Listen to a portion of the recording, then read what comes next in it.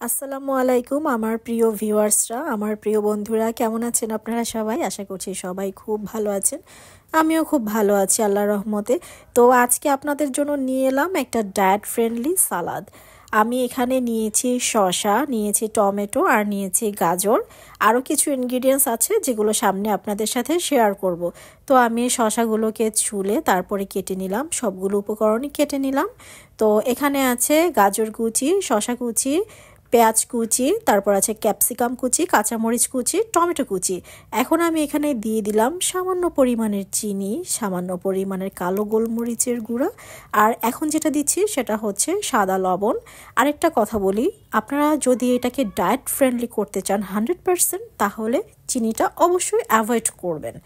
তারপর আমি এতে দিয়ে দিলাম টমেটো কেচাপ। এটা একদম হোমমেড কেচাপ, এখানে হচ্ছে চিনির পরিমাণ খুব কম। তো আমি দিয়ে দিলাম এখানে 2 টেবিল চামচ পরিমাণের টমেটো কেচাপ। আর এখন দিয়ে দিচ্ছি কাঁচামরিচের সস। আর এই কাঁচামরিচের সসটাও কিন্তু একদমই হোমমেড। এই সসের রেসিপিটা আমার ইউটিউব চ্যানেলে আপলোড করা আছে, আপনারা চাইলে ওখান থেকে দেখে নিতে পারেন। আর কাঁচামরিচের সসে যেহেতু ভিনেগার দেওয়া আছে, সো এটা খুবই হেলদি। তারপর এখানে আমি অ্যাড করে দিচ্ছি সরিষার তেল। তো সেটা আপনারা আপনাদের পছন্দ বা আন্দাজ অনুযায়ী দিবেন, আপনারা যতটুকু তেল খেতে পছন্দ করেন ওভাবেই দিবেন। তো যতটুকু না দিলেই নয়, আমি ততটুকু অ্যাড করে নিলাম। তারপর এখন এইগুলোকে খুব ভালোভাবে মাখিয়ে নিব। আর একটা কথা বলে রাখা ভালো, আমি যে সমস্ত সবজিগুলো নিয়েছি আপনাদেরকে যে শুধু এগুলোই নিতে হবে তা কিন্তু না। আপনারা চাইলে এখানে বিটরুট, তারপরে হচ্ছে বিভিন্ন রঙের ক্যাপসিকাম, তারপরে নিতে পারেন হচ্ছে কাঁচা ভুট্টা, এগুলো নিতে পারেন। যেমন তারপরে হচ্ছে ধনিয়া পাতাও কিন্তু নিতে পারেন। আমার কাছে ধনিয়া পাতাটা ছিল না, বাসায় শেষ হয়ে গিয়েছিল।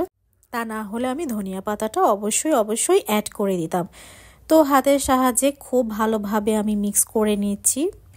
তো দেখতেই পাচ্ছেন সালাডটা একদম রেডি হয়ে গিয়েছে। এটা আপনারা সাদা ভাত, খিচুড়ি, পোলাও, বিরিয়ানির সাথে খুব দারুণভাবে খেতে পারেন। আমার রেসিপি ভালো লেগে থাকলে অবশ্যই লাইক, কমেন্ট, শেয়ার করে দিবেন। আর চ্যানেলটি অবশ্যই সাবস্ক্রাইব করে দিবেন। আল্লাহ হাফেজ।